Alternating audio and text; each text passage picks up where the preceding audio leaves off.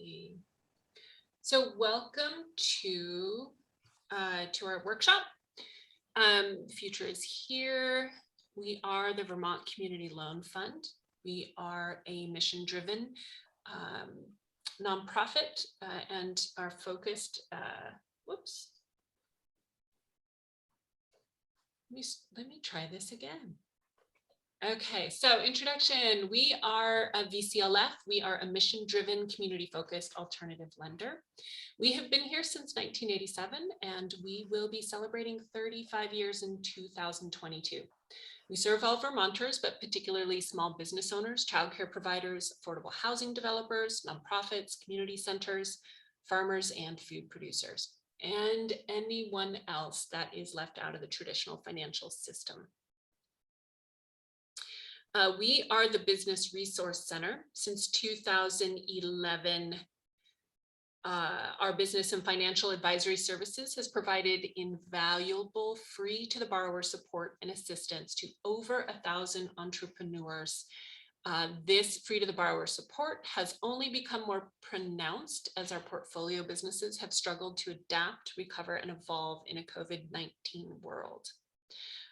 We are a program that works with other teams at VCLF. So for some of you who may or may not know, but our loan team, we work pretty closely with our lenders and our administrators. So today we are bringing to you a workshop with John Servin from NFP. And this session, just a little bit of housekeeping. If for the time being, at least while we're recording, if you could please keep yourself on mute. We'll be recording this workshop until the question and answer. So we've got a presentation, or John has a presentation, and we'll be recording that piece of it. And then afterwards, when we do the question and discussion, that will not be recorded. If you do have any questions while John is sharing, please don't hesitate to go ahead and put them into the chat box. Just type those up. And we'll make sure that John has access to those questions and get those answered either during the presentation or in the Q&A afterwards. So I'll just take a moment to introduce John Servin. He manages the asset management group at NFP. He and his team partner with company owners to implement employer-sponsored retirement plans and also with individuals to manage their personal savings and investments.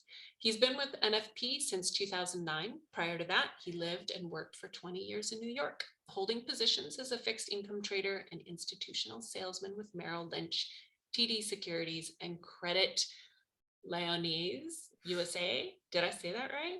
Lyonnais. His experience with investments, knowledge of financial products, including how fees are charged and disclosed, have been fertile background for the work that he now enjoys, which is to help individuals and groups to prepare well for retirement. John holds a BA from Williams College and an MBA from Columbia Business School. So with that, I'm going to stop sharing and give you, John, an opportunity to say hello, and I'll go ahead and mute myself. Great. Hold on. Before, I guess I was just gonna share my screen, but thank you, Elena. And good afternoon, everybody. I'm delighted to be here to talk for a little bit. The purpose today, my goal today, is to try to be helpful. What's really nice is I'm not I'm not here to sell anything.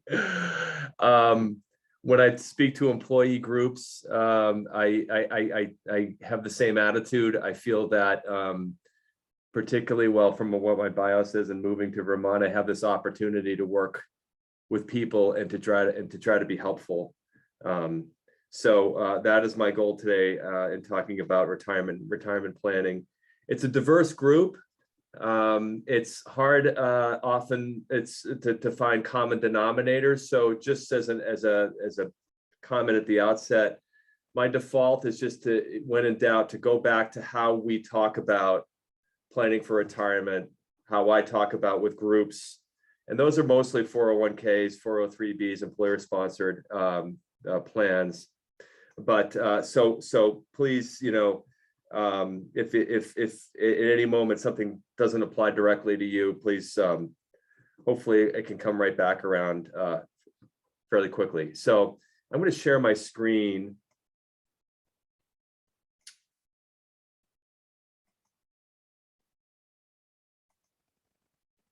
Can we see that?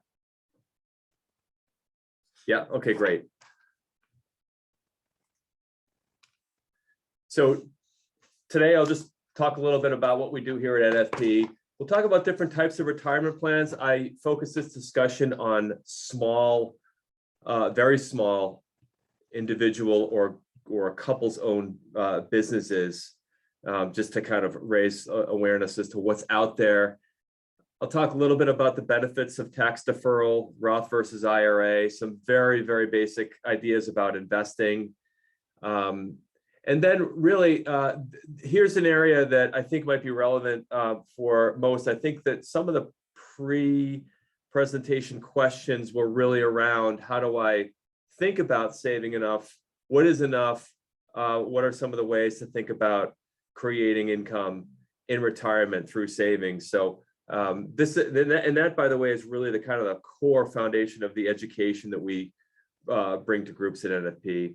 I'll talk about some final thoughts on borrowing and savings from my observations from small business owners. And I just also say that I am not a small business owner. I have a great admiration for those who have the guts to start their own business. And I oftentimes sort of feel like I'm the guy who's saying, you should save more, when in fact, you are the people out there following your dreams, and I have an enormous admiration for that. So hopefully, some of the ideas that I share today might help in kind of thinking about the future.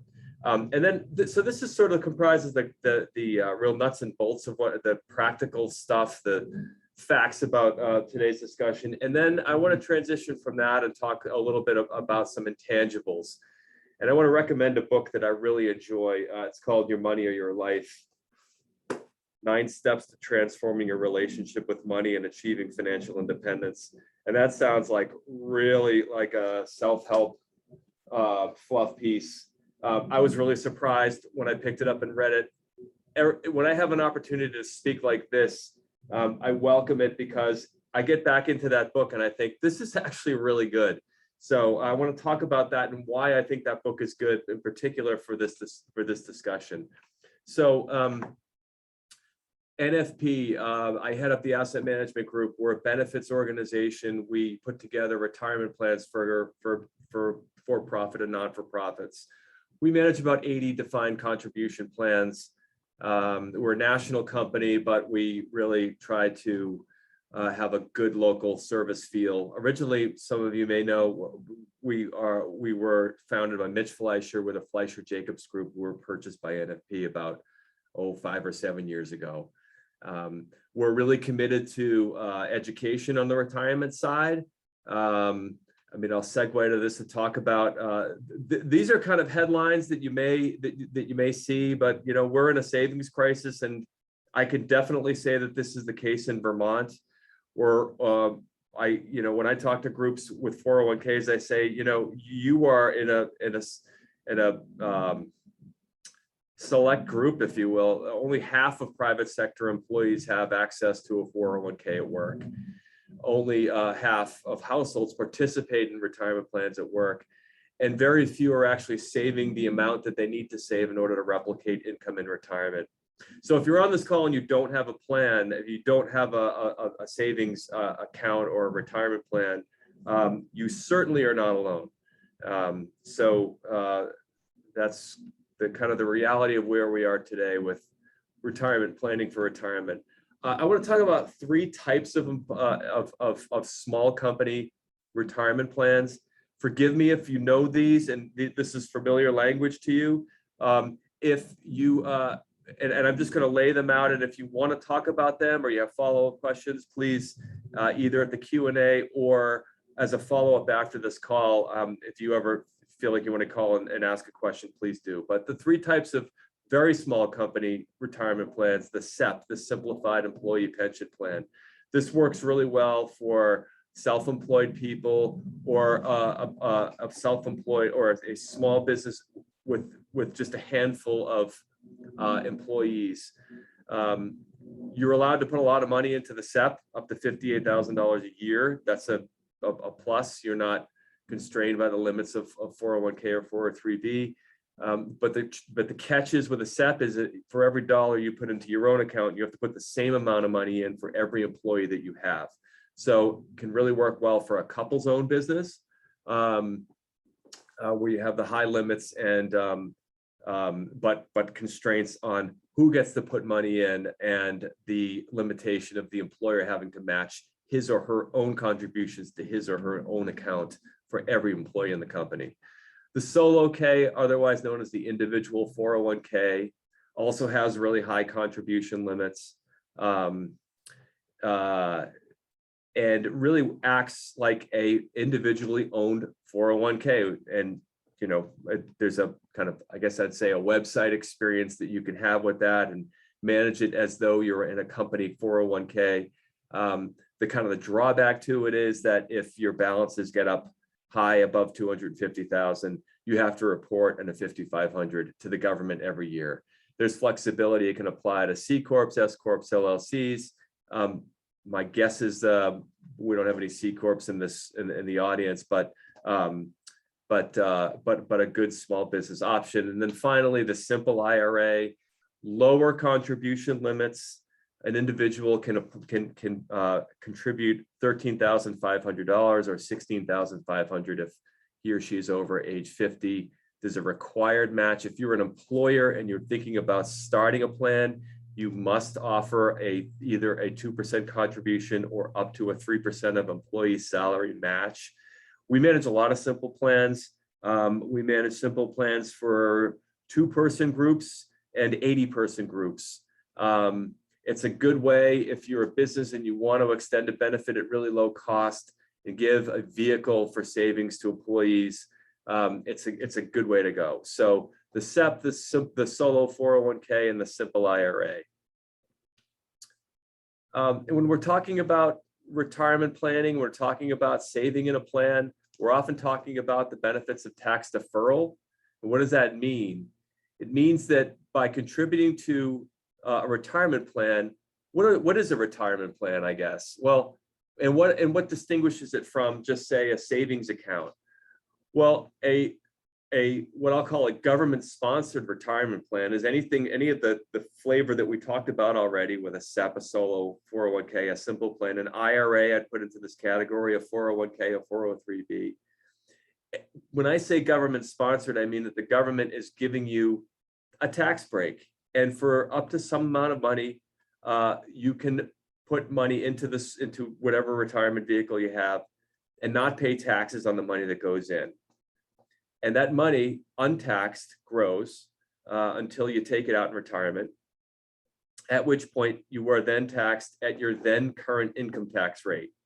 So that is the benefit of tax deferral. You put off paying the taxes, you earn money, hopefully, on the money that you did not pay in taxes. And then in retirement, presumably you'll be at a lower income tax bracket. And so when you pay your then current income tax rate on money you take out, you're paying less in taxes. So it's a number of ways that you stand to gain. This slide is for an employer-sponsored plan with a match. Just to kind of illustrate that, it also applies if there's no match. So let's say that an individual has $50,000, puts in 3% of pay under the first line, does not contribute to the retirement plan, $1,500 gets taxed. The take-home pay is $1,200 versus an employee at the company who puts in 3% of pay, gets matched, takes and $3,000 gets put into the plan. Since most of us on the call are not with employer-sponsored plans, let's just assume that it's $1,500 going into the retirement plan. And so that's the benefit, that's your tax deferral. And by sort of laying this out, hopefully you will see that by taking home the $1,200 as opposed to putting in the $1,500 or $3,000 into your retirement plan, it sort of lends some perspective to the dearness of those $1,200. In other words, they become more expensive, I guess, to spend than what you otherwise could enjoy by putting more into savings. So that's the benefit of tax deferral and a match if applicable. Some quick thoughts, really quick, about investing. So if you have an investment account or an IRA or an employer plan, here's kind of how I recommend that we think about investing: stocks, bonds, or cash. Stocks is synonymous with equity, bonds is synonymous with fixed income, and short term is another word for cash. So equity or stocks are higher risk. Fixed income or bonds are less risky, and least risky of all is cash. So without getting into the kind of why that is, it's important that for younger folks investing for retirement or for the long term in general, you want to be more weighted towards stocks, and so much so that if you're under, say, 44 years old, about 90% of your portfolio should be in stocks, about 10% in bonds. And then as you get older, you should be dialing back the amount of bond exposure.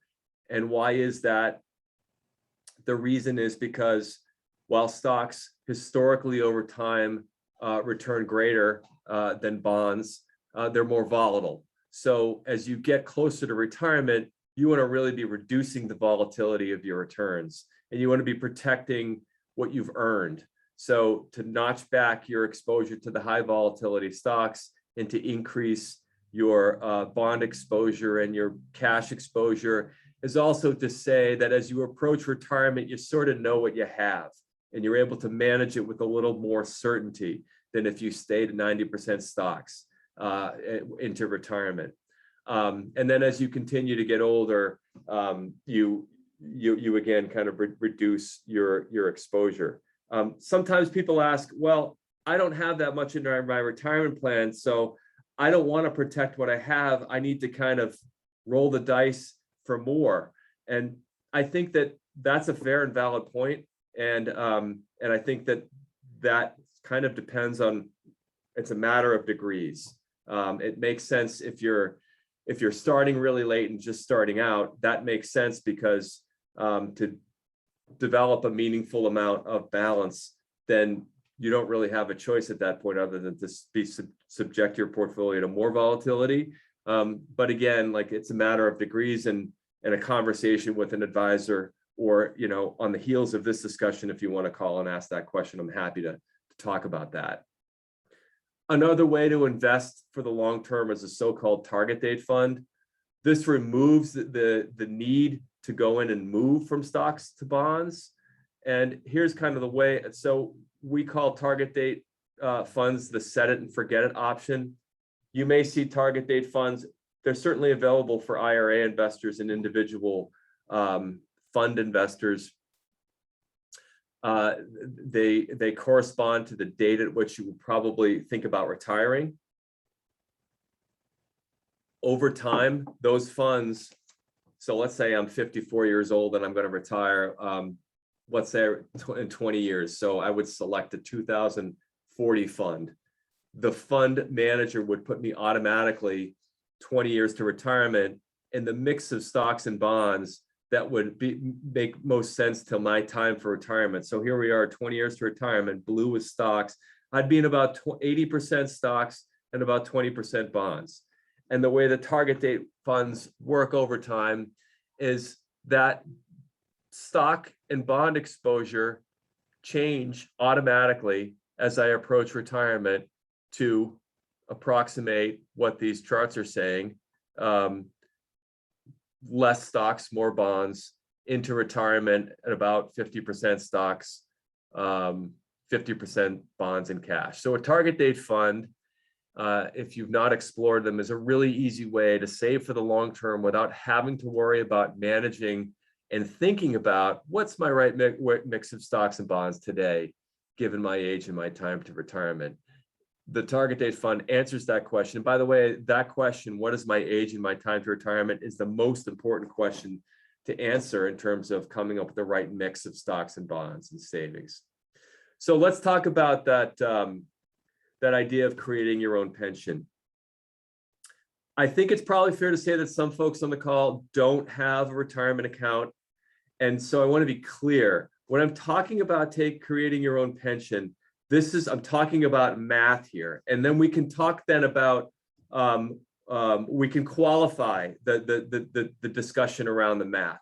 I want to present to you what the math says and what does it mean to replicate income in retirement?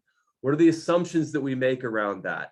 And what does that look like in retirement? And the purpose of this part of the discussion is to develop some idea and vision of what am I working for? What am I working towards?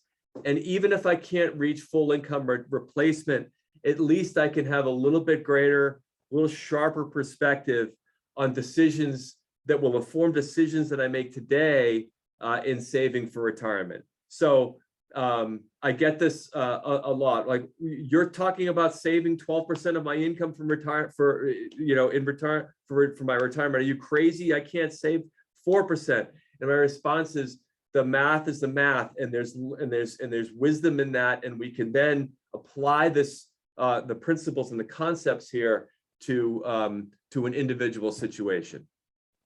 How's that for a caveat? So let's start with some assumptions. What are we talking about here? We are talking about creating 70% of pre-retirement income in retirement for 25 years. So we're talking about building a pot of money so that when we start retirement, we can draw 70% of our pre-retirement income out of that pot of money for 25 years. While we're doing that, we want to stay sensibly but meaningfully invested so that that pot of money can continue to grow and last for some more time while we're drawing it down in retirement. It requires this analysis, this illustration requires some assumption about what's the return on investment. And I assume that this portfolio is returning 6%, which is a pretty conservative type of return assumption. So let's look at the two sources of retirement income. And I'm going to just assume that we're looking at a retirement savings through a retirement vehicle like an IRA or a solo K or any of those others. And also Social Security. Those are the two sources of retirement income that I'm going to look at in order to get to that 70%. So Social Security, if you're paying into the system as a worker through payroll taxes, and you do that for a career, 25 years, 30 years, if your average take-home income is $50,000, then you can probably count on a benefit of about 35% of that, or about $17,000 a year, $1,450 a month. If you haven't ever done it, it's kind of an interesting exercise. You can go into the Social Security website. I think it's ssa.org, and you can establish login credentials, and they will show you your entire earnings history from your beginning of work until today. And you can see what you've paid into the system and what your average salaries are, and you can calculate what your benefit is, and they project what your benefit is. And it's a pretty neat exercise. I've done this before, and it's true. Like, I see my $112 that I made when I was 11 years old that got reported, and I paid taxes on it. It's pretty wild. And you sit and you sort of like remember what your old jobs were. And it's kind of fun, but you can actually zero in on what your benefit is. So your typical working career with this amount of salary will generate about 35% of income. Saving 12% in your retirement account is the number that you want to try to get towards. Why is that? Well, let's look at the $50,000 salary assumption again. If you save 12% a year at a 6% growth rate, then after 25 years of working, your balance will be about $400,000. Drawing 5% of that a year is $20,000 a year, and that's, lo and behold, 40% of your current income. So again, for 25 years, if you put 12% of your income into your retirement account and it grows at 6%, you will be in a position to take out 40% a year. That, along with 35% of Social Security, will replicate 70 to 75% of income in retirement. So that's the math.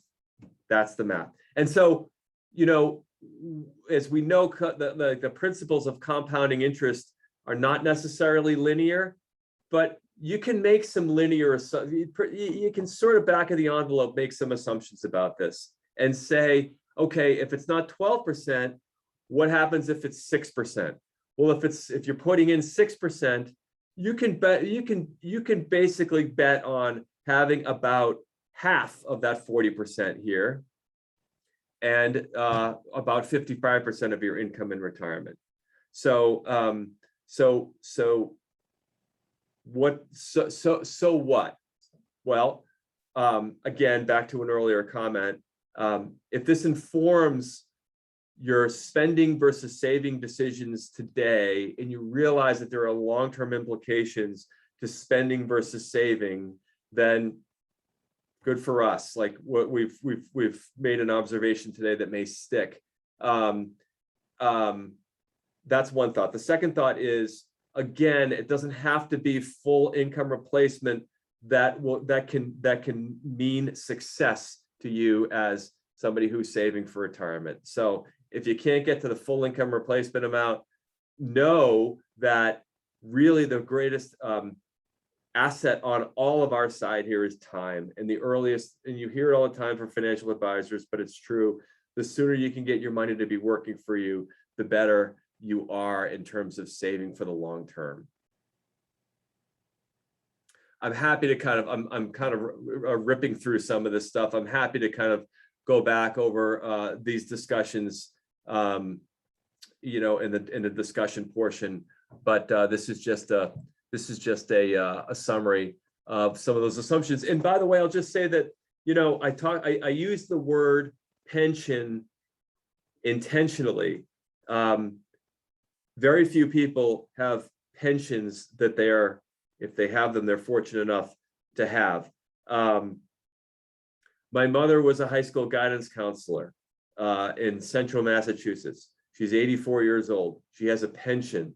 She retired at age 54, I think. I'm 54. And I think, good for you. Like, you've got this pension and you've got this income every month. What we're talking about here in terms of creating your own pension is exactly the same principle that my mother practiced as a teacher for 30 years. It's just that she didn't manage it. What the rules of the world now dictate is that we are responsible for managing this process ourselves. So the principles are the same. A certain amount of money got taken out of her paycheck and got put into an investment account that got managed over time, and now she's taking that out, you know, in retirement. So we are applying the same principles to state teacher pensions, and just because most of us don't have the luxury of having somebody else manage it for us. Just some thoughts about borrowing and saving, and I think that I want to kind of look to Elena's help here, because I don't work with folks like you in the small business world who are borrowing as Elena does, but my observations are, when it comes to small businesses, you know, and we're talking about making the choice of saving for retirement versus borrowing for your business. Clearly, one observation I have is that those who are successful or are borrow to finance a project, and they borrow with a purpose versus borrowing for an idea. So, you know, rather than borrowing in a retail shop to put a new display up that you think might be eye-catching, that's what I would describe as maybe not as good a way to borrow as I have certainty of cash flow, but I have to expand this production piece of my business, and the only way that I can do that is to borrow in order to buy something that will facilitate that process. The cash flow and the prospects of that repayment are very clear. And I think that that's probably what your experience is in borrowing in the first place, what the lender might say. the only other thing is a lot of people with 401ks can borrow from them, and that really leads to a lot of unpleasant, unexpected consequences. A lot of times I see people who borrow from their 401k leave their job, and it just so happens that the 401k contains a provision that says if you leave your job, your loan becomes payable and due and payable, which leads to the complete liquidation of a 401k. So I just say the 401k as an example of something that I see every day, but clearly borrowing in general may lead to unexpected and unexpected and bad consequences. So Elena, any thoughts that you want to? No, I mean, I think, you know, a lot of what we do when it comes to coaching our potential, like our prospective borrowers is exactly kind of what you're laying out here, is that we're just trying to determine what the borrowing is for, because none of us here want anyone to borrow beyond their means, or like what we say is over leverage themselves, for that very reason, because our purpose of existing is to help people build wealth through their small businesses and not actually be extractive that way. So no, everything you're saying here is right on point and definitely in line with who we are as a lender. Oh, that's great. That's great. And then one other thought before we get into my thoughts on your money or your life, but just in terms of relying on the sale of a business for retirement, and maybe establishing or counting on or making assumptions about evaluation, just to that related thought that I laid out and Elena just discussed, but just the certainty of cash flow as opposed to making any kind of assumptions about a multiple of cash flow, particularly for a service business. That can be fraught if one is kind of counting on that. I don't know what else to say about that, Elena. Do you agree, or any further thoughts on that idea? Yeah, so you actually bring up some great points, and it's nice to see you do this. One of the things that we like to work with our clients is to have them start thinking about and talking about exit strategies and succession planning maybe sooner than they think they want to. A lot of where that comes from is that we do see some folks empty out their savings accounts to start their business or to keep their business going, or assume that their business, once they sell their business and the assets with those business, that they'll be able to fund their retirement. And that can be a dangerous road to go down, because often our business owners overvalue their businesses, overvalue their assets. And as a result, they may be planning on a certain number or might need a certain amount of money that they're just not going to be able to get. So we as advisors aren't very, we try to encourage our borrowers to not look at their business. I mean, we do want them to establish a valuation and to understand the value of their business. So that's how we try to encourage is our businesses to have a true, realistic valuation of their business, so that if they are planning to use that as an asset to fund part of their retirement, then they're not terribly surprised if it does not fetch as much as maybe they thought that it would. So no, this is right in line. Thanks, John. Great, thank you, Elena. How are we doing on time, Elena? Is another 5 minutes okay? I think another 5 minutes is great. We're at about 1:43. So yeah, let's another 5 minutes or so would be awesome. Okay. All right, great. I'll keep my eye on the clock. So I want to talk about this book, Your Money or Your Life. And here it is. And as I said, I like to get back to this book when I have an opportunity to speak in this kind of setting. 9 Steps to Transforming Your Relationship with Money and Achieving Financial Independence. It sounds horrendously self-helpy. Maybe some of it is, but there are some really, really good ideas, really solid ideas. And let me read the purpose, which is in the front of the book. The purpose of this book is to transform your relationship with money and help you achieve financial independence. It means knowing how much money for you to have how much, I think it probably means how much enough money is for you to have a life you love now and in the future. It means shifting from being a victim of money and the economy to making conscious choices. Anyone can do this. That's a pretty powerful ask for me if I'm getting into a book and having any kind of expectations about what I'm going to get out of it. But you know, there are some really interesting ideas, and I really recommend this book. Removing Falsity and Getting Real. A lot about this book is about raising consciousness, being honest with oneself, and then you know there are some really good exercises that I will mention in a moment. But removing falsity and getting real. Some of the things that the book talks about is this false idea that more money leads to more happiness. There is something called the life rating scale study, which is pretty interesting. It takes a group of people across a pretty wide income spectrum and measures their satisfaction, their life satisfaction. And no surprise here, but to see it in black and white is kind of telling.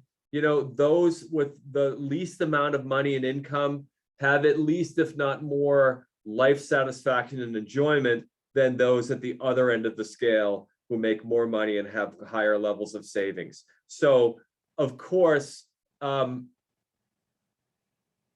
money always is better. Like, I'm not going to say that that's not true to some degree, but when you zoom out and look at that, is that really true? I mean, truly, is it really true? It's kind of an interesting question. And the life rating scale study is kind of cool to look at. The history of consumerism they get into. This is a pretty neat idea. It talks about at the turn of the century with the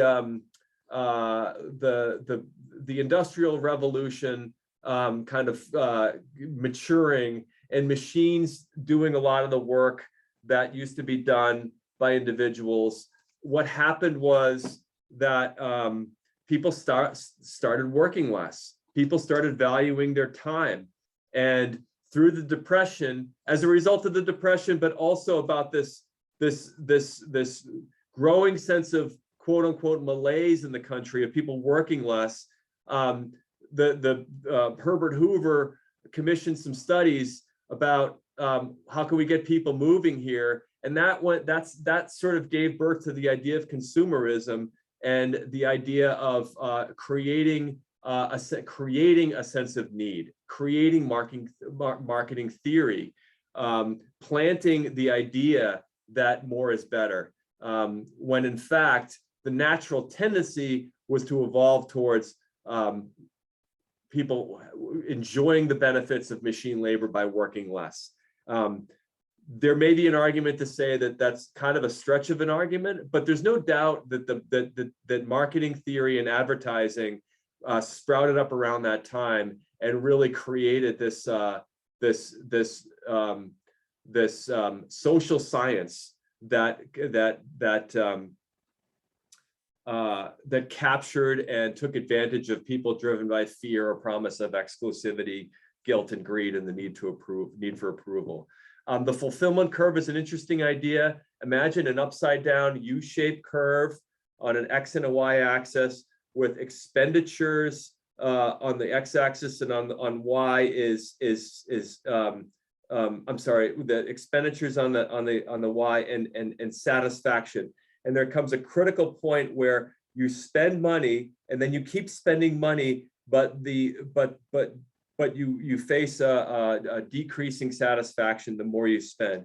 And to optimize at the top of that curve, called the optimal fulfillment, is the goal of the exercises that the book espouses. Here are some of the exercises. I've done a couple of these and they were really cool. One is, the first one, there are 3 of them I'll talk to and then I'll stop. Count all your money. Look at all of the money that you've made in your life. Go back over, and you know what? The Social Security site can lay it right out, and you can look at how much money you've made in your life. Well, why is that beneficial? Well, a couple things. It clears the fog. Most people have no idea what they've earned through their life. And by seeing it on paper and adding it up, you may dispel notions that you might have about your ability to earn. So if you see like how much have I earned? Wow, that's a big number. You can also then compare that to what you have. Like, what did I earn? What do I now have? What did that get me? Am I satisfied? Am I happy? By also doing this, looking back at past jobs, and it can jog some memory about which jobs led to greater satisfaction. It really gets you to, as I say, it leads to ground zero with a clear head. And it really is the first step in being truly honest about money. The second exercise is budgeting and tracking your expenses. And I did this, for a period of, I don't know, it was maybe 30 days. I kept track of every single thing that I spent my money on. It really was an eye-opener, because I began to see some trends of spending on what I needed versus what I wanted. I started to identify some healthy versus unhealthy habits. I learned to identify, and the book was helpful to me. I learned to identify that, you know what, there are certain things I really like to spend money on. Like, here's an example. You know, whenever the financial advisor guy talks at the front of the room about coffee at Starbucks, and you shouldn't spend money on coffee at Starbucks. To me, I say, what if that gives me unfettered joy to buy a coffee at Starbucks every day? Like, doesn't that make sense for me? Like, why are you telling me something that I may really enjoy? So I think that tracking expenses and the way that it's presented allows for that exercise to happen and that activity to happen if something really gives you a sense of fulfillment. And this is the third exercise, which is equating the money earned, money spent, and time that's devoted to each all of your earning and your spending. And it folds in this idea of life energy. So if I can determine that I get a lot of pleasure from a $3 cup of coffee, that's money well spent. If I determine that whenever I get depressed, I spend a lot of money on I don't know, something like appliances, then that's a bad use of life energy, because at the end of it, all that I'm doing is recycling kind of this bad habit. So you zoom out, clarify some individual values, and you can really start to come to terms with your own perception of money, and you begin to make some productive changes. You can reduce clutter and train away money reducing habits. So to relate this in conclusion back to the original discussion, maybe you don't need 70% of pre-retirement income in retirement for 25 years. And maybe that's all just a mathematical exercise. Maybe if you are guided through a process of reconsidering one's relationship with money, and take some steps to move the idea of money from something that has a real force and power in our lives to instead something that we use as a tool. We use as a tool for exchanging goods and services, and it is every much a tool then that as you know, a utility knife. Well, that's pretty empowering. And so, you know, I don't mean to overstate it, but I think there's a lot of good stuff that can come from this, and I recommend it. With that, I will stop speaking, and I thank you so much for your time, and I look forward to any questions. Elena? John, thank you. Looks like we've got a couple people who have to run to another meeting, so they're going to pop out. Thanks for attending. And I think what we're going to do here, John, is go ahead and stop the recording. I did put a couple of things in the chat, including the website to the Social Security website, the login page where people can create their own account. And then I also just let everybody know if they needed to, they can reach out about that book, and we can see about getting folks a copy. Let me just stop the recording.